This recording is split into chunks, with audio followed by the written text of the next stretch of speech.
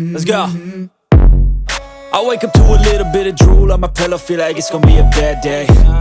Yeah, I'm tired of shit, and the coffee ain't hit yet, damn, ain't that great. I don't wanna go to work, cause my boss is a jerk, and I'm not even that paid. I need a change in my life.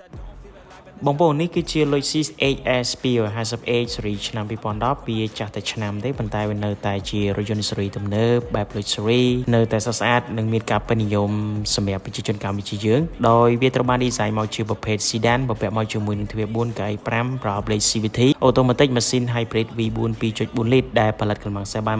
187 horsepower និងដំណើរការដែលពងមុខគឺ front wheel drive បងប្អូន AI 250A នេះវាបានបំពាក់មកជាមួយនឹង daytime running light auto delay out headlamp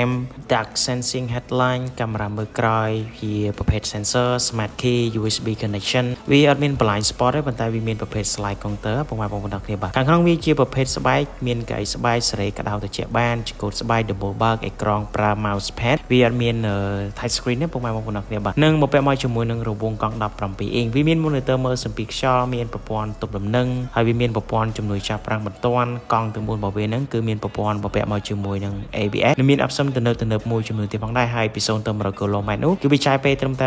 8.4 វិនាទីតែប៉ុណ្ណោះនិងកម្រិតស៊ីសាំងជាមធ្យមគឺ 6.7 លីត្រក្នុង100គីឡូម៉ែត្រនិង top speed បានរហូតដល់180គីឡូម៉ែត្រក្នុង1ម៉ោងហើយវាមានតម្លៃចាប់ពី$10000ក្រាស់ជិតនឹង$20000ដែរបងប្អូនគ្នាបាទទៅ$20000ស្ដើងសម្រាប់រថយន្តមួយទឹកសាកលេខនិង$20000ស្ដើងទៅ$20000ក្រាស់សម្រាប់រថយន្តមួយទឹកក្រាស់ពន្ធហើយតម្លៃនេះគឺជាតម្លៃនៅក្នុងស្រុកខ្មែរអញ្ចឹងបងប្អូនយល់យ៉ាងណាដែរសម្រាប់ Lexus HS 250A ស៊េរីឆ្នាំ2010នេះអាចធ្វើការទម្លាក់ comment នៅខាងក្រោមវីដេអូនេះបានសូមអរគុណ Nightclub for the end of the night, oh. And we all got dreams,